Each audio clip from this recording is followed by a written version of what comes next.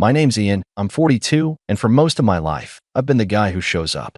The uncle who remembers every birthday. The one who wires the emergency money, answers the 2 a.m. calls, and mails surprise care packages just because. I never thought much of it. I've done pretty well for myself, and helping family felt like the right thing to do. Or at least it used to. These days, I look back and wonder when the line between support and being used got so thoroughly erased. I don't have kids of my own, which in this family makes me the available one. The bachelor uncle with no obligations, no excuses, and, as my sister once put it, no real priorities. Her words, not mine. Katie, my older sister by 2 years, has always been the center of our family's orbit. The loudest laugh at the table, the first to start a group chat, the unofficial planner of every holiday dinner. She also married Craig, who has had more jobs in the past decade than I can remember. Not because he's ambitious, but because he never holds on to one for long. Their son, Daniel, my 14-year-old nephew, used to be this shy, sweet kid who'd draw me pictures when I visited and hug me like he meant it. Somewhere between 12 and 14, though, that shifted. The warmth cooled. The hug stopped. Now it's all sarcastic comments, eye rolls, and a casual cruelty that makes me wonder what exactly is being said about me when I'm not around. I hadn't planned on attending this year's family dinner. I was tired, burnt out. Work had been a mess, and to be honest, I was starting to feel like I was the only one trying to hold anything together. But Katie insisted. "Daniel really misses you," she said over the phone. "He's been asking about you nonstop." That tugged at something. Maybe I was imagining the distance, or maybe I'd just been too caught up in my own head. So I packed up, bought Daniel the gaming laptop he'd been hinting at for months, and drove the 4 hours to their place. The dinner was set up like something out of a catalog. Katie had gone all out. Twinkling lights on the patio, a centerpiece of autumn leaves and cinnamon-scented candles, and way too much food for a family of 6. Her in-laws were there, along with Craig's cousin and her kids, making it loud and crowded. I arrived right on time, laptop gift-wrapped under my arm, and was greeted with the usual chorus of, "Ian, you made it," as if I'd flown in from another planet instead of making a routine drive like I always did. It wasn't until about halfway through the meal, just as Katie was serving dessert and Daniel was unwrapping the gift I'd brought, that it happened. He tore off the paper with an exaggerated yawn, like he was doing me a favor. The table leaned in, waiting to see what was inside.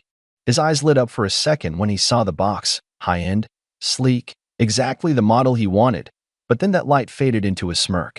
He held up the laptop and turned to me. "Thanks, I guess," he said with a shrug. "Mom said you'd get it. She said you're basically just a pathetic wallet who thinks money buys love." A few people laughed. I mean, they actually laughed. His dad, his aunt. Even Katie gave one of those snort giggles that people do when they don't want to look too guilty. No one said, "Hey, that's not okay." No one said anything at all. The sound of that laughter, light, careless, cruel, cut deeper than I expected. I just sat there, blinking. For a second, I actually wondered if I had misheard him. But the smirk on Daniel's face told me I hadn't. I didn't say a word. I didn't make a scene or demand an apology. I just smiled, reached for my glass of water, took a slow sip, and pulled my phone from my pocket. 5 taps. That's all it took. One to cancel the streaming subscriptions I'd been paying for. One to revoke access to the shared family phone plan. One to disable the monthly rent auto payment I'd been covering ever since Craig lost his last job.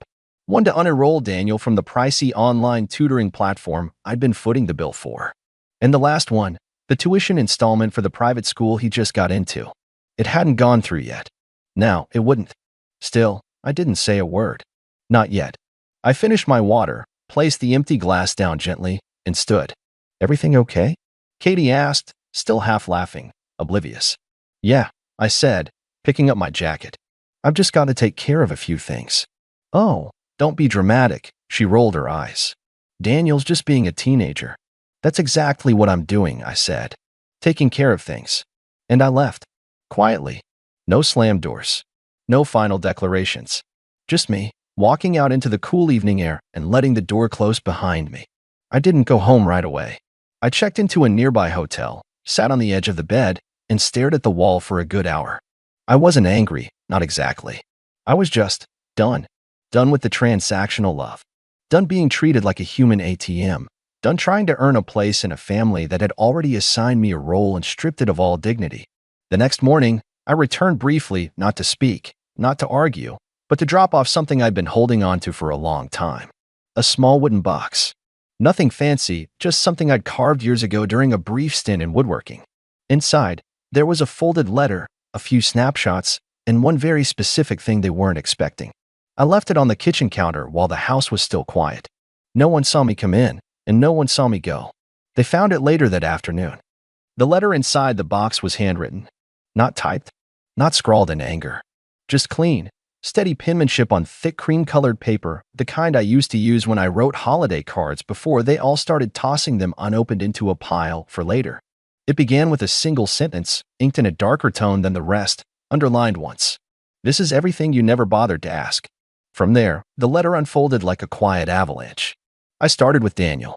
I reminded him of the time I spent 3 hours on a freezing December evening, waiting outside his school concert because no one else had time to show up, and how he cried when he saw me in the front row.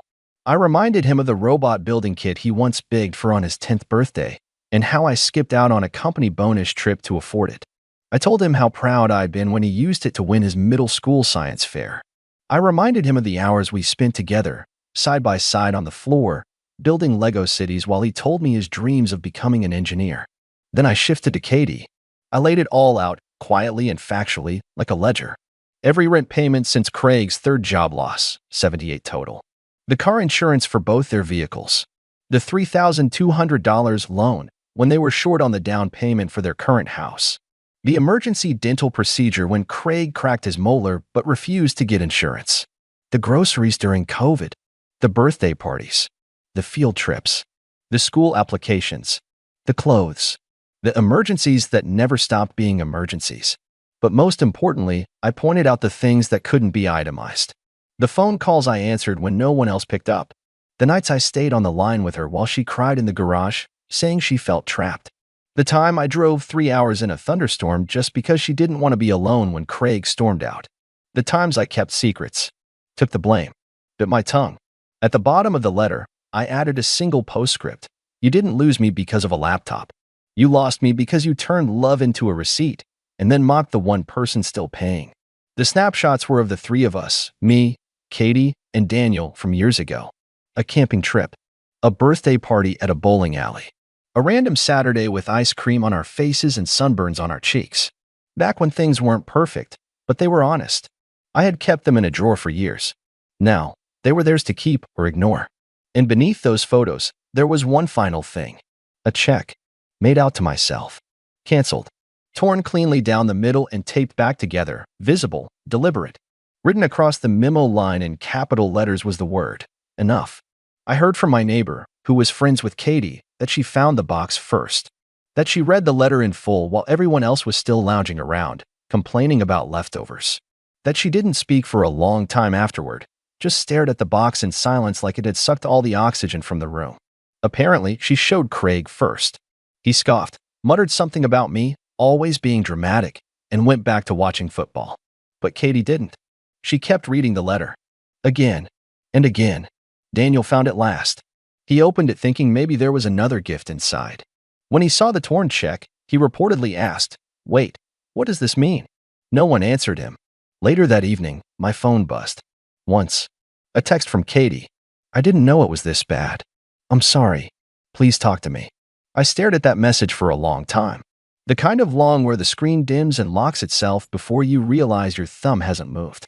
But I didn't reply. I didn't block her. I didn't scream at her. I didn't write back some monologue of hurt or forgiveness. I just sat with it.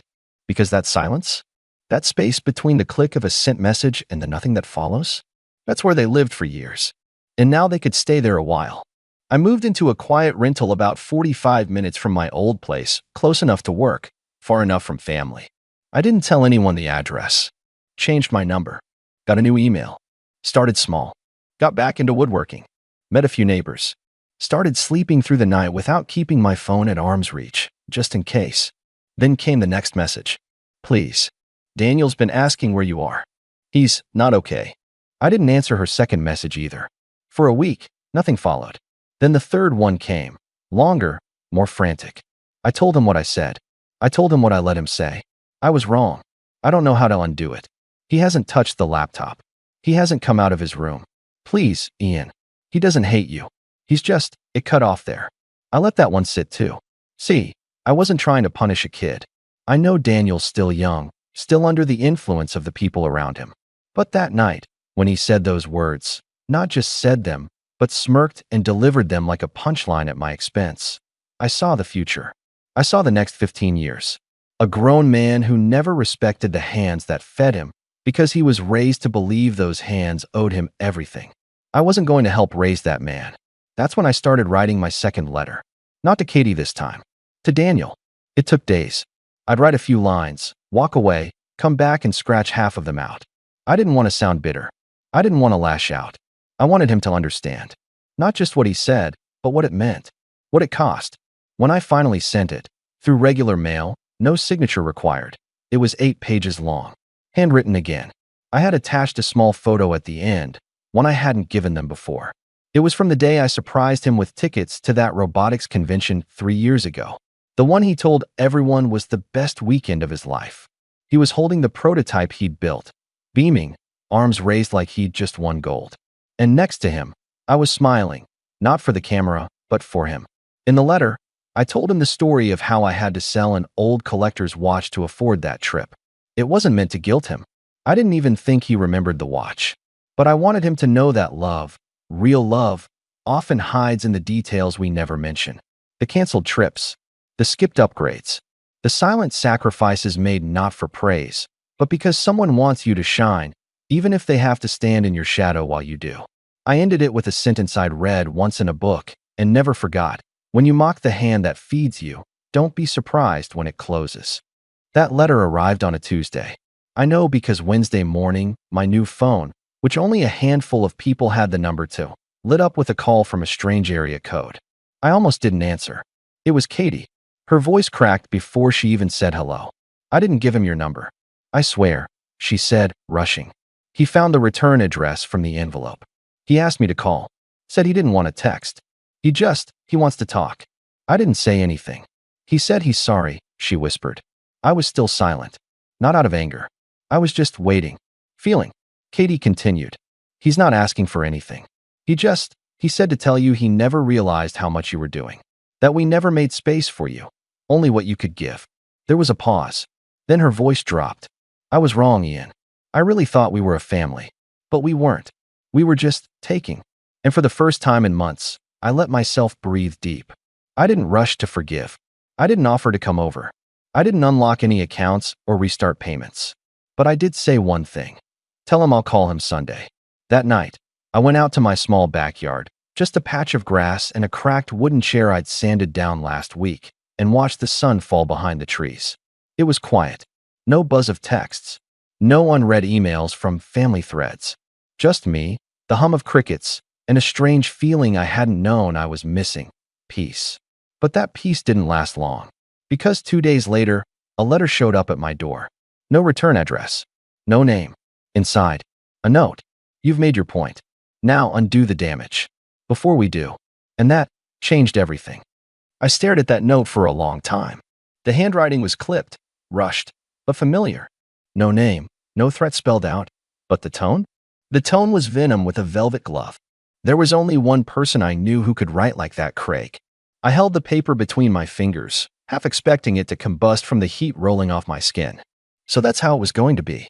No apology. No accountability.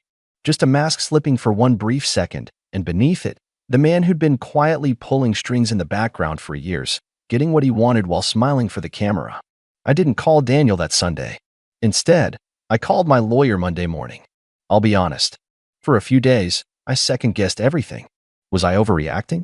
Was I really going to go this far over a few cruel words and years of neglect? But that letter, no, that warning was a pivot. A declaration that said, we've taken from you for this long, and we'll keep taking until you're dry. And if you try to stop us, we'll play victim. So I got methodical. First, I contacted every single subscription, account, or joint service I had ever signed up for in their names. Some of them dated back nearly a decade. Old streaming platforms. A second car lease I'd foolishly co-signed. Even the emergency-only credit card Craig had begged me to open, just in case the kids ever need anything. I called the bank next. Flagged everything. Froze the secondary card. Closed the linked accounts. Not a trace of my name remained in their financial ecosystem. Then I reached out to Daniel's school. I informed them that I would no longer be responsible for tuition and that all future invoices should go directly to the primary guardians. The woman on the phone paused, then said softly, "We've actually been meaning to contact you. There's an outstanding balance." Of course there was. Apparently, Craig had ignored multiple payment reminders. He'd been assuming correctly up until now that I'd cover the gap last minute, like always. I didn't. Next, I went through my files. There was an old document I'd kept years ago when Katie and I had a fleeting discussion about me becoming Daniel's legal guardian if anything ever happened to her and Craig. It was never finalized, just drafted, but I still had it. I scanned it, scribbled across the top in red ink, rescinded. Indefinitely. I attached a fresh letter to go with it, explaining that my financial, legal, and emotional ties to that household were dissolved, effective immediately. No room for misinterpretation. I sent a final package to their address. Not to start a fight, just to end one. Inside was a typed letter, impersonal and cold by design, detailing every canceled account, every deactivated card, every legal step taken. I included receipts, termination confirmations, and a notarized statement that I would not be responsible for any debts moving forward. At the bottom, one final note, handwritten, "You raised a boy who laughed at love and married a man who used it. Neither of you will use mine again." I sealed it. No return address this time. I didn't hear from them for nearly a week. Then the phone calls began. First it was Katie, crying, then begging, then angry. "You've made your point, Ian. This is cruel. You're punishing a child." I let her rant. I didn't say a word. She left voicemails. Long, winding, guilt-drenched monologues laced with phrases like "family doesn't keep score" and "you know Daniel looked up to you." I didn't respond. Every time I listened to one, I thought of her laughing around that table, watching her son reduce me to a bank account with legs and doing nothing. Then Craig tried. One message. Short and smug. "Nice move. But don't forget, you were the one who insisted on being part of our lives. You don't just get to ghost your responsibilities now. If we go down, you go with us." And that's when I decided I was done being silent. I sent Craig a reply. Just once. "You're right. I did insist on being part of your lives. And now I'm insisting on being out of it. Completely. If you contact me again, directly or through anyone else, I'll have legal grounds for harassment. Don't test me." He didn't reply. 2 weeks later, I got a letter in the mail. This time from Daniel. His handwriting was messier than before, like he'd rewritten it several times. It was the kind of letter that read like a kid trying to sound older than he is. Formal words. Forced sincerity. But between the lines, there was something real. He admitted he didn't fully understand what he was saying at dinner, that he'd been parroting things he heard, that when he unwrapped the laptop and said what he said, he expected laughs, not damage, not silence. He didn't ask for money. He didn't beg for forgiveness. He just wrote this. "I don't know if you'll ever talk to me again, but I wanted you to know that I get it now. You weren't trying to buy love. You were giving it in the only way you knew how. And I didn't deserve it." I read that letter 5 times. And on the 6th, I cried. Not because it changed anything. Not because it made it okay. But because, for the first time in what felt like years, someone in that family actually saw me. I didn't call him. Not yet. I needed space. But I did send back one thing, a photo of that same robotics convention with a sticky note on the back. "Love is more than gifts. But I gave them because I believed in you. If you ever want to earn that back, not the gifts, but the belief, I'll be here." One day. I left it at that. A year passed. Katie and I didn't speak. Craig, to my knowledge, finally got a job and promptly lost it again. They moved to a smaller apartment. Daniel transferred schools. I stayed quiet. Rebuilt my world. Filled it with people who didn't see me as a wallet, but as a whole person. I got back into volunteering. Started mentoring a few teens in the local community center, kids who reminded me of Daniel before the bitterness crept in. And one afternoon, a familiar face showed up. Daniel. A little taller. Hair longer. No laptop in sight. Just him, nervously walking into the center with a robotics kit tucked under his arm. "I'm not here to ask for anything," he said. I want to build again." So I pulled out a chair, sat down across from him, and nodded. "Let's start from scratch." And we did. That was the first day I stopped feeling used and started feeling something else entirely. Free.